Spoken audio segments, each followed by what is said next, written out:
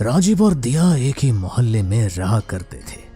दोनों का बचपन साथ में ही बीता और देखते ही देखते दोनों जवान भी हो गए। राजीव दिया को मन ही मन पसंद करने लगा था और कहीं ना कहीं दिया भी ये बात जानती थी। राजीव दिया की एक झलक देखने के लिए घंटों गलियों में घूमा करता और दिया भी राजीव का बेसब्री से इंतजार किया करती। पर दिया की माँ को राजीव और उसके घर वालों को बिल्कुल पसंद नहीं करती थी।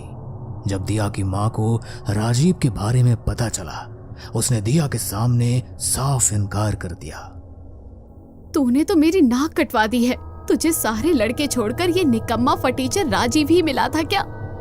माँ, मैं सच में राजीव से बहुत प्यार करती हूँ। प्लीज मेरी शादी उससे करवा दो। दिया को पूरे परिवार ने समझाया पर वो नहीं मानी। पर दिया की माँ के मन में तो कुछ और ही चल रहा था। चल ठीक है, बुला राजीव को घर, करते हैं उससे बात। सच में माँ, मैं सच में उसे बुला लूं? हाँ बेटी, बुला ले। राजीव और उसका परिवार अगले दिन ही दिया के घर पर आता है। राजीव की माँ को दिया बहुत पसंद आती है। काफी देर बात करने के बाद शादी की डेट फिक्स हो जाती है। शादी हम मंदिर में ही करेंगे। अब इतनी जल्दी शादी हो रही है तो उतना ताम झाम करने का मौका ही कहाँ मिला है, और सिर्फ परिवार के कुछ लोग ही शादी में रहेंगे। दिया को भरोसा नहीं हो रहा था कि ये सब सच में उसके साथ हो रहा है। मुझे तो विश्वास ही नहीं हो रहा कि माँ मान गई और हमारी शादी फिक्स हो रही है। पर दिया, ये सब कुछ ज्यादा ही जल्दी नहीं हो रहा? मेरा मतलब है, तुम्हारी माँ का यूं अचानक मान जाना और मंदिर में शादी, तुम्हें कुछ अजीब नहीं लग रहा? अरे राजीव, तुम भी ना ज्यादा सोच रहे हो। तुम्हें पता है मैं कितनी खुश हूँ, और पता है मेरा भाई शहर से आ रहा है इतने सालों बाद, सिर्फ हमारी शादी के लिए। मैं तो बस हनीमून के लिए खुश हूँ। शादी का दिन आता है। दिया सुबह सुबह उठकर तैयार हो जाती है और अपने परिवार वालों के साथ मंदिर की ओर कार में निकल जाती है। पूरा मंदिर गुलाबों और अलग अलग फूलों से सजा हुआ था। दिया मंडप में राजीव का इंतजार कर रही थी, पर उसे क्या पता था उसकी खुशी बस चंद पलों की मेहमान है। राजीव मंडप में आता है। शादी की विधि शुरू होती है कि तभी दिया का बड़ा भाई विकी भी वहां पहुंच जाता है।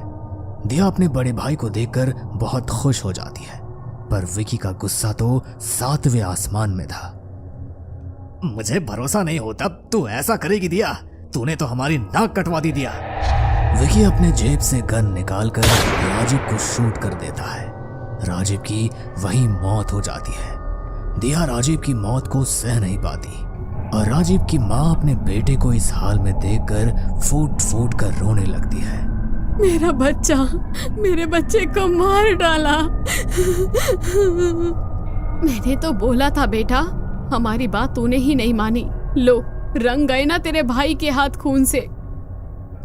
आज मेरा होने वाला सुहाग उजड़ा है, अब मैं शांत नहीं बैठूंगी। दिया मंडप की आग में ही जलकर आत्महत्या कर लेती है और चुड़ैल बन जाती है। चुड़ैल अब गुस्से में पूरे गांव में फटका करती थी और नई नवेली दुल्हनों के शरीर में घुसकर उनकी सुहाग रात में दूल्हे को मार डालती थी। गांव में कई लड़कों की मौत उनकी पहली रात में होने लगी। अब तो गांव में कोई शादी भी नहीं करना चाहता था। खुशी, हमारी शादी की डेट नजदीक आ रही है। पर अभी वो चुड़ैल ने तुम्हें कुछ कर दिया तो? अरे मेरी जान, तुम्हारे बिना तो मैं वैसे भी मर जाऊंगा। इससे अच्छा है कि शादी करके मरूं।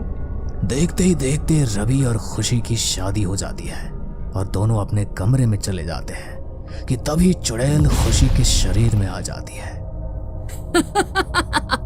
तू अब नहीं बचेगा। तेरी हिम्मत की तो दाद देनी पड़ेगी। मैंने इतनों को मारा पर तूने फिर भी शादी कर ली। जैसे ही चुड़ैल रवि को मारने उसके पास आती है, रवि चुड़ैल को राजीव की वॉच देता है। ये तो मेरे राजीव की है। हाँ भाभी, राजीव मेरा चचेरा भाई था। मुझे बड़ा दुख हुआ ये जानकर कि आपके साथ क्या हुआ, पर आप अब चुड़ैल बनकर तो नहीं रह सकती ना। राजीव कभी ऐसा नहीं चाहेगा कि आप इस तरह भटको।